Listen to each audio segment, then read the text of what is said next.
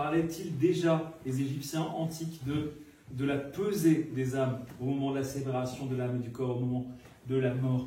Et pourtant, malgré tout cela, malgré ce reste de connaissances que tous les peuples de la terre avaient gardé dans le fait que notre âme était distincte de notre corps physique, qui était lui voué à la décomposition, eh bien, tout le monde a toujours senti que c'était complètement anormal, que ce n'était pas ce que Dieu avait voulu.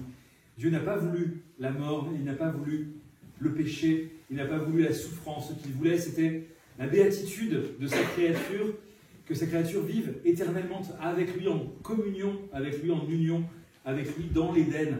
Et pour cela, il fallait rester uni à lui et lui faire une confiance totale. C'est la raison pour laquelle il avait mystiquement considéré qu'il y avait quelque chose à nous donner à faire, une forme d'ascèse que nous devions suivre afin de lui prouver notre amour et notre confiance. Et c'est là que nous avions échoué dans nos ancêtres. Et c'est ainsi que la mort est arrivée dans le monde.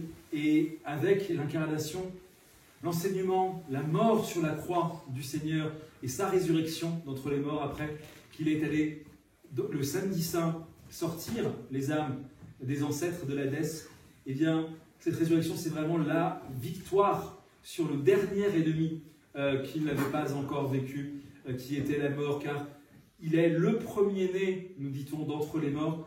Il nous montre le chemin de ce qui nous arrivera, puisque malgré le fait que, certes, le monde n'est pas encore transfiguré, il n'est pas encore renouvelé, elle n'est pas encore renouvelée, cette création déchue sur laquelle nous vivons, cette planète qui est toute pleine justement de misère, de souffrance et de malheur, mais pour autant ce n'est que temporairement qu'elle est ainsi, car le Seigneur nous l'a promis, il y aura une terre nouvelle et des cieux nouveaux, et il transfigurera cette matière au moment du jugement dernier, au moment où nous récupérerons nos corps. Ainsi, être attaché finalement à ce monde éphémère, à ce monde qui passe, c'est aussi un signe de ce que nous n'étions pas faits pour ce monde-là, nous étions faits pour un monde dans lequel les choses durent.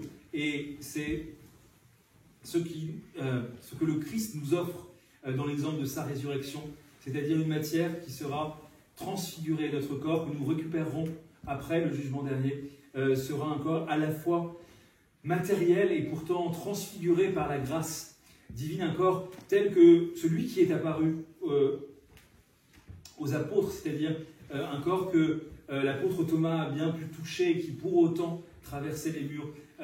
Cette matière devenue spirituelle, spiritualisée, transfigurée, sanctifiée par la grâce, c'est celle que nous récupérons lorsque nous suivrons le Christ dans sa résurrection. Au nom du Père, du Fils et du Saint-Esprit. Amen. Christ est ressuscité. Amen. Christ est ressuscité. Amen.